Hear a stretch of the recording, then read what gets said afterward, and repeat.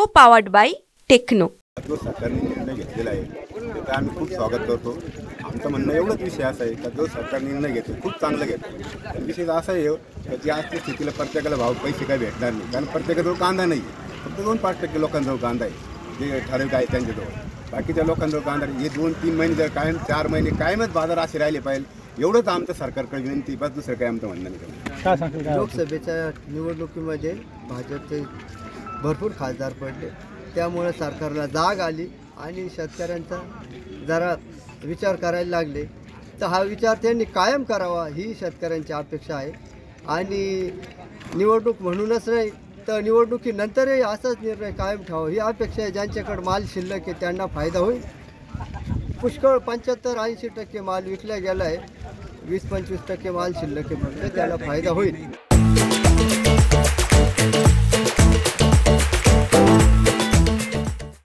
आणि हे भाव कायम ठेवा, कंटिन्यू बंद चालू करू नये हीच अपेक्षा शेतकऱ्यांची आहे।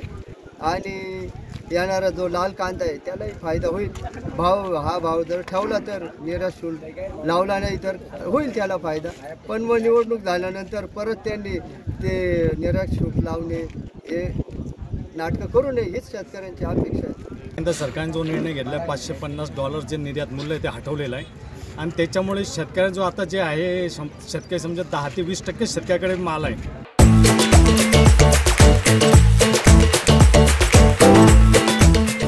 आणि जे बी आहे ते श्रीमंत शेतकऱ्याकडे, मोठ्या शेतकऱ्याकडे, छोट्या शेतकऱ्याला याचा काही फायदा होणार नाही। पण भविष्यात 1 ते 1.5 महिन्यानंतर जो लाल कांदा आहे त्याचा 100% शेतकऱ्यांना फायदा होणार आहे आणि ह्या निर्णयाचा आम्ही स्वागत करतो। जो निर्णय घेतला आहे तो फक्त एक निवडणुकीचा स्टंट म्हणून घेतलेला आहे। निवडणुका डोळ्यासमोर ठेवून असे निर्णय घ्यायचे, शेतकऱ्यांची मतं मिळवायची आणि निवडणुका झाल्या की पुन्हा परत निर्यात बंदी करायची, MSP लावायची। असं न करता आम्हाला कायमस्वरूपी न्याय द्या। आम्ही गेल्या मागील 10 वर्षामध्ये कांदा उत्पादक शेतकऱ्याची जी परपट झालेली आहे ती भूतकाळात कधीच झाली नव्हती, एवढी परपट या सरकारने केलेली आहे। आता आम्हाला असं वाटतं आम्हाला हे 2-5 हजार 10 हजाराचे भाव नको आहे। आमच्या कांद्याला कायमस्वरूपी आमच्या जो खर्च आहे त्याच्या खर्चाचा दुप्पट भाव द्या, जसं तुम्ही म्हटले होते। आम्हाला हे भाव नको आहे। निर्यात शुल्काबद्दल काय सांगणार? हे नक्कीच या निर्णयाचं आम्ही स्वागत करतो, परंतु हा निर्णय निवडणुका डोळ्यासमोर ठेवून नका घेऊ। कायमस्वरूपी असं शेतकऱ्यांच्या पाठीशी उभं राहा। ज्या वेळेस मार्केटमध्ये आवक वाढती तेव्हा तुम्ही निर्यात बंदीचा निर्णय घेता आणि आवक कमी झाली की तुम्ही निर्यात खुली करता। हे असं न करता कायमस्वरूपी निर्यातीला चालना द्या, निर्यात धोरण बदला। काय घेतलेला निर्णय छान आहे, पण तो ह्या आता सध्याची जी स्थिती आहे या कांदा मार्केटमध्ये फार कमी आहे, फार म्हणजे फारच कमी, 20-25% पण नाही। येणारा कांदा जो आहे आता लाल कांदा या निर्णयाचा जर कधी असा निर्णय जर असेल तर जरूर शेतकऱ्याला व्यापाराला फायदा होईल। को पावर्ड बाय टेक्नो।